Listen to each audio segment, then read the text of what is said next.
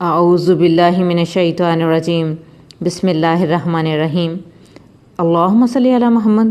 السلام علیکم ورحمۃ اللہ وبرکاتہ۔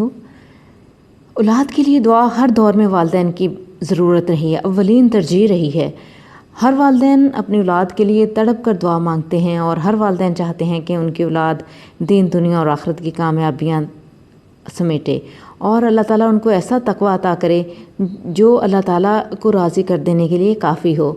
اللہ رب العزت نے قرآن پاک میں ہمارے لیے ایسی دعا عطا فرما دی ہے جو اگر والد کرے تو بھی، والدہ کرے تو بھی، دونوں کی طرف سے اللہ تعالیٰ قبول فرماتا ہے اپنی اولاد کے لیے۔ اور اگر بیوی شوہر کے لیے دعا کرتی ہے اور شوہر بیوی کے لیے دعا کرتا ہے تو بھی اللہ تعالیٰ اس کو قبول فرماتا ہے۔ قرآن پاک میں ارشاد ہوتا ہے ربنا ہب لنا من ازواجنا وذریتنا قرۃ اعین واجعلنا للمتقین اماما۔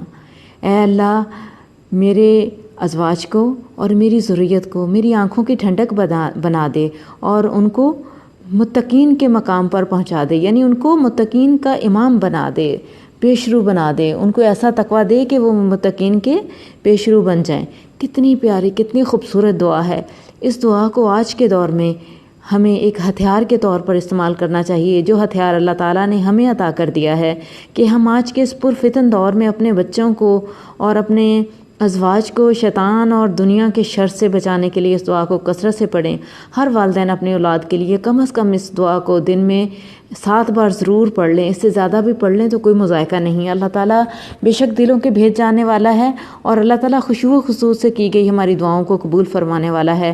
ہمیں کثرت سے پڑھتے رہنا چاہیے ربنا ہب لنا من ازواجنا وذریتنا قرۃ اعین واجعلنا للمتقین اماما۔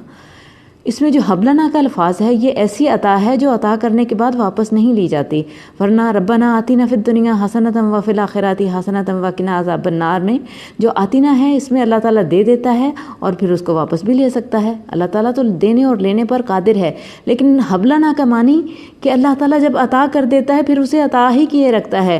تو ہمیں خلوص دل کے ساتھ اس دعا کو پڑھتے رہنا چاہیے اور اللہ تعالیٰ کی بارگاہ میں حاضری دیتے رہنا چاہیے۔ اللہ تعالیٰ ہمارے ازواج کو، ہماری ذریت کو اپنے حفظ و امان میں رکھے۔ ربنا ہب لنا من ازواجنا وذریتنا قرۃ اعین واجعلنا للمتقین اماما۔